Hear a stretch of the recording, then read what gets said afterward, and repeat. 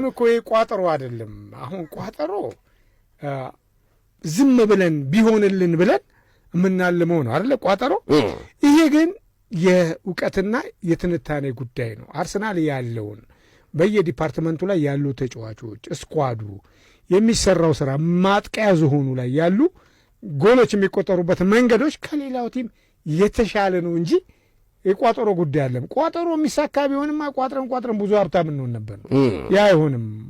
በእውቀት መተንተን አለበትና ቋጠሮ ሳይሆን አርሰናል ያለው አቅም ዘንድሮ ዋንጫ የእንግሊዝ ፕሪሚየር ሊግን ያነሳል። ስለዚህ ሽልማቱ ከፍ ይበልለት። ጥሩ ነው ሐሳብ። ይኸው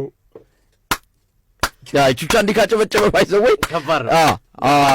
በከፍተኛ አድናቆት ላይ እንደሚገኝ የሚገልጽበት አጨባጨብ የቹቻ ስታይል ነው። ተመልካዮቻችን አንድ ተቀበላለ ኤደን ዮሐንስ ነች ተቀበል እያለች ነው።